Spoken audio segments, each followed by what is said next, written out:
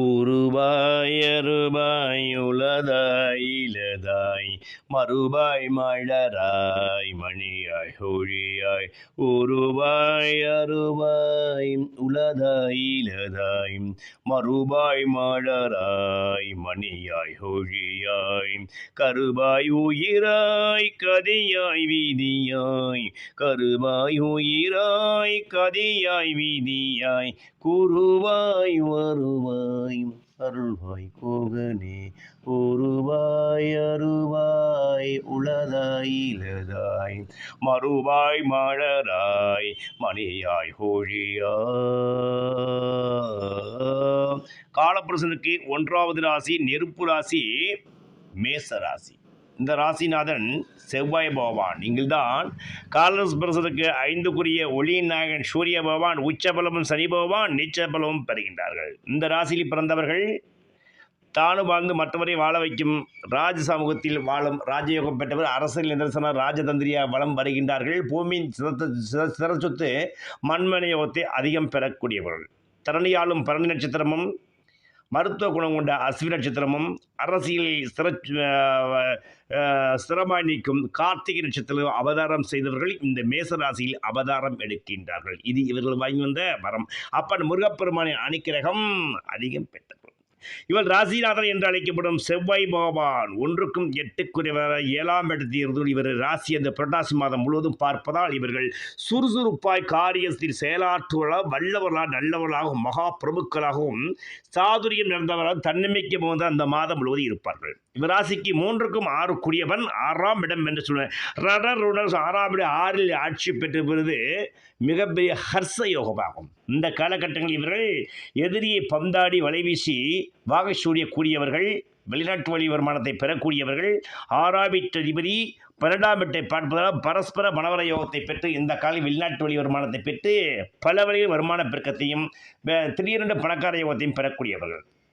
இவருக்கு ராசிக்கு 2க்கும் 7 சுக்கிர பகவான் சிம்மம் என்று சொல்லக்கூடிய நெருப்பு ராசியில் உட்கார்ந்து லாபத்தை பார்ப்பது லாபத்தில் உள்ள கரும்பாம்பு ராகு இவருக்கு பல நாள் வருமானத்தை ஒரு நாளில் சம்பாதிக்கக்கூடிய நல்ல மதிநுட்பமான வேலையும் மிகப்பெரிய அரசாங்க வழி ஆதாயத்தையும் இவர் தருகின்றார். வெளிநாட்டு வழி வருமானம் வெளிநாட்டுகளிலிருந்து லாட்டரி புதையல் வருமானம் கிடைச்சி இந்த காலகட்டங்களில் இந்த மேசக ராசிக்காரர்கள் மிகவும் சூட்சம் நடந்தவர்களாக தனயோகம் பெற்றவர்களாய் வருகின்றார்கள் என்பது நிதர்சனமாக உண்மை.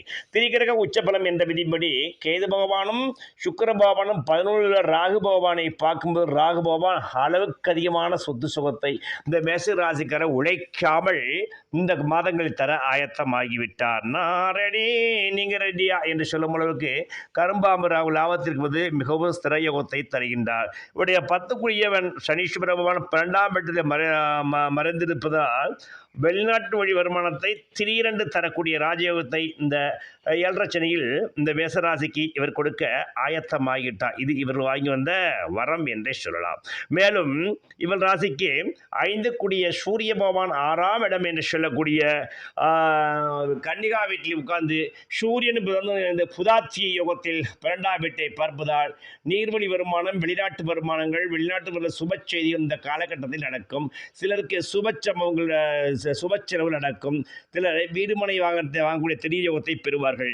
இவர் 9க்குரியவன் 9ஆம் வீட்டை பார்ப்பதா ஒளிமயமான எதிர்காலம் ஒளிமயமான எதிர்காலம் என் உள்ளத்தில் தெரிகின்றது என்று சொல்ல அப்பன் முருகனின் அனுக்கிரகத்தினால் இவர்களுக்கு 9ஆம் வீட்டதிபதி 7ஆம் பார்வையாக இந்த 9ஆம் வீட்டை பார்ப்பதால் இந்த மேஷ ராசிக்காரர்கள் தந்தை வழி ஆதாயத்தையும் திடீரென்ற எதிர்பார்க்காத பணவரவு யோகத்தையும் திடீரென்ற ராஜ மரியாதை லட்சுமி ராட்சியத்தை பெற்று பெரும் தனவந்தராய் வந்து விடுவாங்க. அவருடைய லாபப்பார்வை 11 குருவை ராகுவை பார்க்கும்பொழுது ராகு பகவானும் அளவுக்கு அதிகமான செல்வாக்கு யோகத்தை இந்த காலகட்டங்களில் புரட்டாசி மாதத்திற்கு கொடுப்பது நிதர்சனமான உண்மை. மேலும் இந்த அக்டோபர் 9ஆம் தேதிக்கு பிறகு புரட்டாசி 23க்கு பிறகு வரும் இந்த அதிசார குரு பயிற்சினால் இந்த குரு பகவான் உச்சம் பெற்று அதாவது 9க்குரியவன் உச்சம் பெற்று அவருடைய 5 5வது விசேஷ தன பார்வை உங்கள் ராசிக்கு 8ஆம் இடம் என்று சொல்லக்கூடிய 8ஆம் இடத்தை பார்க்கும்போது எதிர்பாராத பணவரவும் வெளிநாட்டு வழியும் லாட்டரி யோகமும் 10ஆம் இடத்தை அரசாங்க வழி ஆதரவுகளும் அரசாங்கத்தின் காரியமும் மீண்டும் ஒரு 12ஆம் இட சுப செலவுகளும் சுப நிகழ்ச்சிகளும் இந்த காலகட்டங்களில் நடக்கப் போகின்றது. இது அப்பன் அருமை கடவை அனுகிரகத்தினால் இந்த மேசராசிக்கு அடுத்த மிகப்பெரிய வரம் என்றே சொல்லலாம். இப்படி ஒரு தனயோக நிகழ்வுகள் கிரகங்கள் அனைத்தும் மிகவும் சாதகமாக மிகவும் யோகமாக அமைவது இனி ஒரு மாமாங்கம் என்று சொல்லக்கூடிய 12 வருடம் ஆறும் சகோதர சகோதரர்களே. இந்த காலகட்டம் இந்த மேஷ ராசிக்காரர்கள் இவர் புதியதாக தொழில் தொடங்கலாம், புதியதாக இவர்கள் வியாபாரத்தை கிளை நிறுவனத்தை ஆரம்பிக்கலாம். மேலும் இவர்களுக்கு மண்ணாபரணத்தை பொன்னாபரணத்தை வாங்கி குவிக்கலாம். திருமணம் செய்யாதவர்களும் திருமண காலகட்டங்களை இந்த மாத காலையிலிருந்து உங்களுக்கு நல்ல செய்தியை பற்றி சுப செய்திகளை பேசிக் கொண்டிருக்கலாம்.